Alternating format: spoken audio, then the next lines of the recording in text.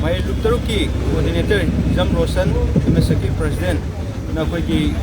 mafum khrat thamdringai mamangda koi Maheiroi Lup Tarukna koi ki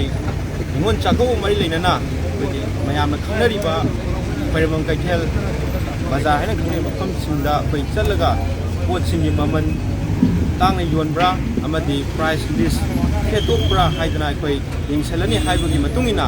koi ngasiga anirak suboina koi Maheiroi Lup Taruk na koi yengba koi chasabani Maheiroi Lup Taruk MSU MSF Desam 𝐾𝐄𝐤 amadi AIMSki hongmi singna ngasisu koi ki miyamgi tinpham oiriba yellow group singi natraga mapal lomdagi laklaga lalon itik tawriba mafam habidi miyamna Khwairamband Kwakeithel natraga bazaar haina khangnariba mafam masida akhoi Maheiroi Lup Taruk na khoi ki mamangi pot singi maman singa sigi price list hetbra habiduki yengsan ba khongset amakhakni masida khoi ki mafam masi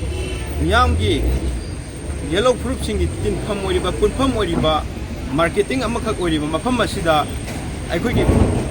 religious ki oiba festival haibadi maitai pangan gi oibe ai maitai gi oibe ai ani Christian chatpa Christmas ki gangai gi oibe masiga mari lainar ko matamda akhoi ki amata ngairaba Manipur miyamgi tinpham oiriba mafam asida koi posai lairaka anda koi ki harau kumai festival sing asi pangthokna gadoini masida koi ki yam nungai taba thokdok haitare ngasi koi Maheiroi Lup Taruk yengjin machapa matamda keben pidina piriba koi ki pochai gi maman habadi nongma changdaba yadraba settle communities maya mama koi maman khetna koi yolamba koi thengnaki madu koi dukana do koi minute 10 kun koi thong thinjala matungda koi police ta sinarakanda koi price list khelallakanda mu phammu haibagi aduguma wafam sing thamki aduga ani subada koi ki haira yompham habadi Ningol Chakouba mari leinana koi ki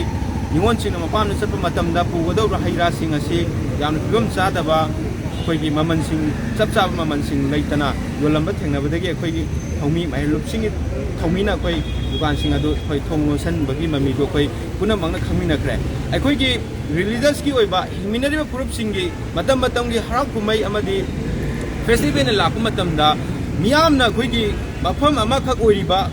Khwairamband Kwakeithel bazaar haina khangnari mafamna laklaga koi pochai laigadorini masida koi ki laloni dik tawiriba singna koi thangoi sengna miyamgi khanbiraga awana yengbiraka chapchaba maman yonbinaba akhoi honabigadabuni masigumba akhoi ki bot maman tang yolagadi akhoi miyoiba miyamgi akhoi ki against the laibani haina akhoi ki business to biriba singna akhoi lawgani maduna thamoi sengna akhoi maman chapchaba rate ama akhoi miyamna khangalakanda yonbinabasu akhoi Maheiroi Lup singna tarukna akhoi appeal tawjari tasengna harbada akhoi Ningol Chakouba adagi dongan ba religious ko ba festival ga mari lenar ko matamda akhoi gi lamdam masida phangjaba habidi puthokan na phangba polam sing masida hena focus pibiba aduga Ningol sing nasu akhoi gi ima ibena sariba makun mangna sajaba firon sing fiset sing adu selakanda Ningol Chakouba chapiraga de masi akhoi Ningol Chakouba masak amasu thokane na khale maduga akhoi gi mapandagi pusalagli ba coaching da hena focus pirakanda miyamna ade Ningol Chakouba ga mai lena natraga any community ki khudimaki religious ko festival ga mai lena na koi mapani pusalagli ba posak sing asida oina focus pirakanda koi ki hena duda hena important lawga koi season ba targa di koi ki Manipur gi miyam koi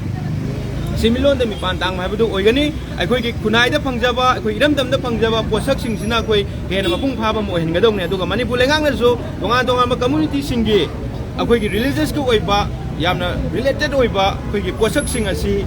Ningol Chakouba da kari changi Christmas da kari adagi maitai pangan gi idki da kari haiba sing asi matam punama ke available ohenna ba so khana ga dongne hai example no pir da Ningol Chakouba ge mari leina na koi fishery department na nga phangan bagi koi nga mela buk tawri masigum na koi ki miyam da hena awa pi da na ba Manipur lengang na so khana bam changi maduga aroi ba thamjaning bade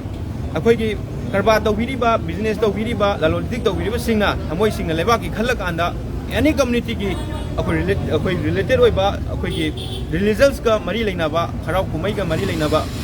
horama la kuma tamda mafam masidagi pot lay malakadoni Khwairamband Kakeithel miyam na bazar haiba mafam sida masida thamoi sengna leibak miyam gi yengakan na koi maman chap chaba ma price ama khetok piraga yonbiu haiba si Maheiroi Lup taruk thamjage maduga Ningol Chakouba mari leina loisalakpada apilam khak miyam da koi pauchen hijab oina aikoi gi minariba khudimangna amat toina nungsinaba ana ayek yaudaba aikoi gi mapuna insalakanda Purup amad insalakanda purup amada khananaba thorang lawrakliba asi koi purup hingminar purup singsna khangminarga understand tongminarkana insalakliba kanano akoi khanal naba silipsina kanano haibasima aikoi khangminarkanda akoi apunba Manipur hingminar purup kudimak nungsinaba amat oiminarsi haibasi Maheiroi Lup taruk tagi Sidagi na nanga tegan na diyon no na tama no na tong ana public welfare gi jamata na dum di ai ko adu ga hengalaga di yari ngai yon no koi lai sin Maheiroi Lup taruk tagi lakmani enda ko smaina koi festival lakma tam sida noi myam disum go mena le pa mari hengana na le yuwa du di tang adu ko chalu ge adara pare nang smai tarom baje pare enda ko ato pare smai sin madang takar le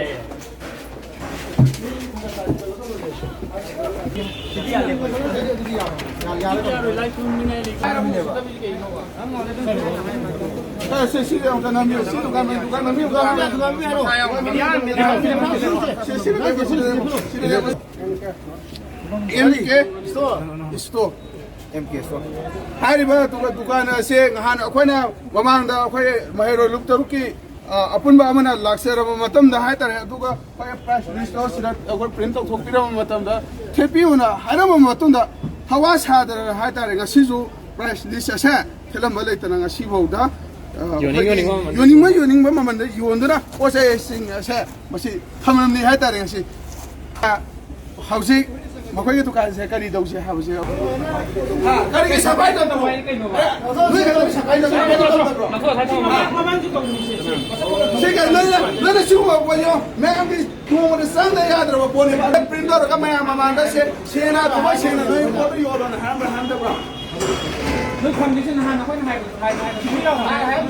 kana to ba bani nana ngana kana printer ka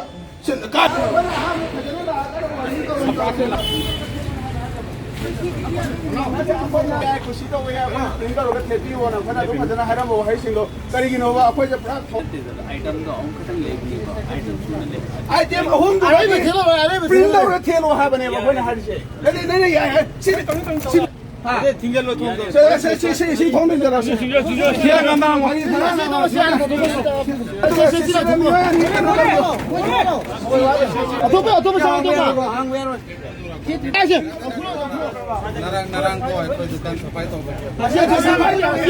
Nana nga silo tingalo. Delegire. Delegire sa pa. Simo tabi aba po na to. Mutat pa ano si delegire.